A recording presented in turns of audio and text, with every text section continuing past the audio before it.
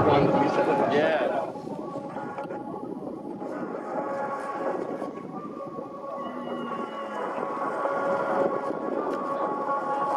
Sporting the Dushka on the back, and they are circling the area. This is SEAL Team S.A.R.D's high-octane firefighting battle, which will be taking place, as you can see. So the tally are having a drive around and scouting the area to see who's about, what's going on, doing the first reconnaissance of the area. So as you can see, the technical is basically just any old civilian vehicle that they could get their hands on, paint it up. Usually they camouflage it with oil and grease off the floor and a bit of sand and mud, or they would just use any pickup trucks they could get and mount any number of weapon systems in the back. As you can see, the guy in the back there sitting, and he's got what's the old Russian Dushka machine gun mounted up on there, welded up on a frame done at a local car shop or whatever, local body shop, and put together. So the tally are getting out and they're having a little bit of a reconnaissance. Like all armies, they'll look around to have a look at what's happening in the area, what people are about, has the ground been disturbed, whatever. As you'll notice, their dress is varied and weird and wonderful. So a complete mixture of different types of army uniform, stuff they picked up off the battlefield. Their village, as you can see, is off to the left, and it's just be where their area of operations will be, and they'll just check out and have a look and see. Is the village quiet? If it's quiet and there's no people milling about, that's usually a sign that something's going to happen.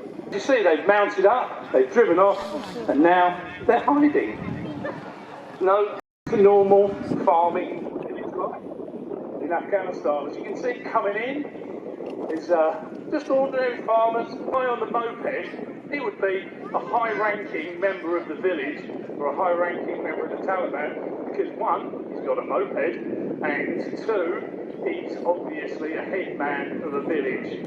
So he's pulled up and he's just waiting, having a chat with the Galays. We know that this guy has lured a local CIA asset in to come and give him information about the Taliban fighters and the Taliban in his general area. Rolling in along, totally innocent, doesn't stand out really, does it? It's not a big military vehicle. Hey presto, it's just rolling in to come up to the village and have a look. Now we know that this guy, these people are CIA. Meet and greet, they'll wander up, say hello, exchange pleasantries, generally talk, greeting, oh, how marvellous to see you, it's lovely. And the CIA agent will be going, oh, well, yeah, come on, you know, you've got something for us, we've got something for you, how can we help, what can we say, what can we do? Let's do that. He'll probably invite them to his house, which is common practice to be, general for them. And they're generally just chatting and being, as you would be, and then that's it, too late. Well, the Taliban unit has decided, no, it's taking too long, he's not going to lure them in, we're going to go and get them, so they've engaged them. Luckily, they've engaged too early. Now, the CIA guys would have been straight on their satellite telephone or straight on their radio systems and getting saying they're in fire, they've taken fire, they're in contact, and they've been captured, and then that would probably be it. That's it, the last thing that the Allied forces would know. And as you can see, they captured a female member of the CIA. That's really bad. That is now really, really bad. It's gone from a 9 to a 10 plus. So the Taliban have captured these guys and they've dragged them off and they're taking them to their hut or their hut, call it what you will, and they're putting them in there and they've taken them as hostages. Maybe. And coming in, as you can see, there's a Humvee taking the lead with a 50 caliber machine gun on it. Directly behind it is another technical, which just like the Taliban, is a locally produced, purchased non-military vehicle painted up with sand paint and armed to the teeth. This is cheap and cheerful, gets destroyed, gets picked up by another one of the dealership, and behind that, a pickup truck. And they're coming up onto the building, and they'll be doing a loop to see what's going on. They'll be trying to ascertain what's happened. They'll see the CIA's vehicle stuck and there, and they'll have a quick scan around the general area to see what's going on.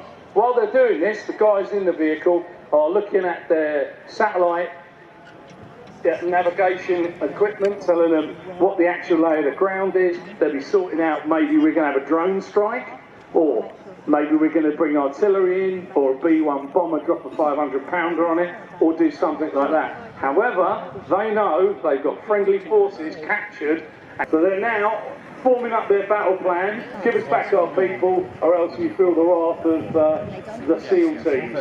And this has nothing happened. Again, that horrible pause.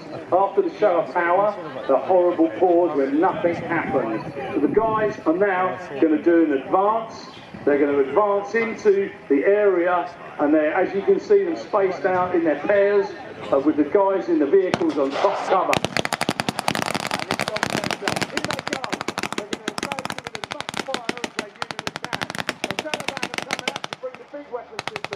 However, it's been suppressed by the technical on the far side. That Taliban weapon is the most potent fire onto it.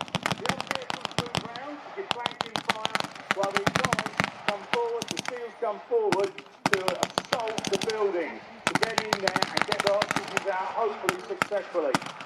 They'll use all the cover available, the earth bank walls, the ground and whatever, but the main thing is to suppress the enemy's fire, i.e. keep their heads down, keep the fire raining down on them whilst the Taliban fighters come out. Smoke is a good distraction and hide where they are, where the fire is coming from. As you can see, they're laying that fire down to suppress it.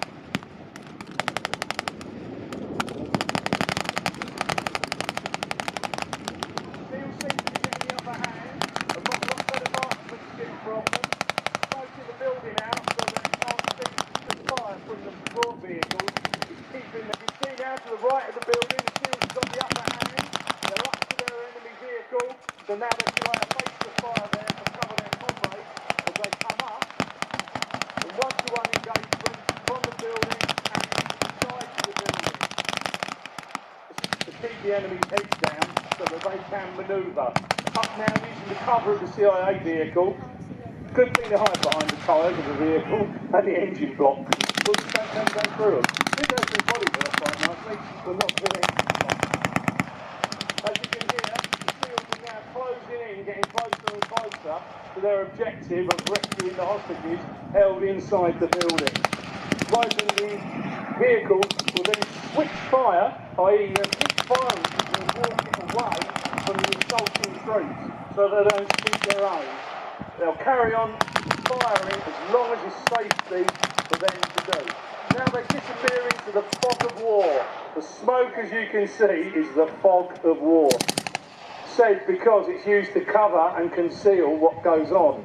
Blinds the enemy, but it doesn't do any favours for the suppression team. In they go, grenade in the window, bang, and then they're going to fire in and get in and take the door. They're going to breach, which is their technical term for kicking the doors in. So they're going to breach, they're going to go into the building and rescue said hostages. Fire from the building's gone down a bit, it's got quite quiet. So I would deduce that their suppressive fire has been very successful. SEAL taps his mate, stands by, gets by the door, gets ready. And this is the worst bit for him because he has no clue what's on the other side of it.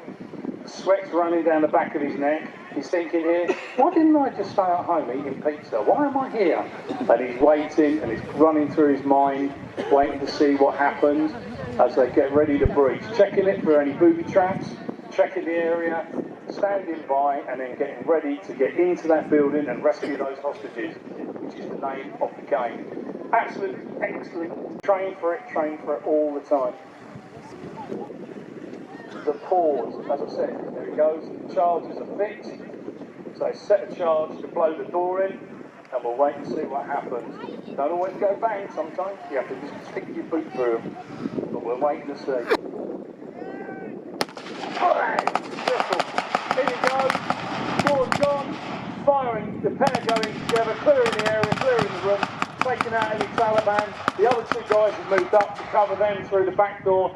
So the guys inside are flushing them out or taking them out inside the building. So if they do find them inside the building, they'll push them out and they'll come out the back door and they will intercept them. No, they think they've got them, I think they've neutralised the threat, and they're moving inside now to take out and to recapture, hopefully, recover the hostages safe and sound and get them away.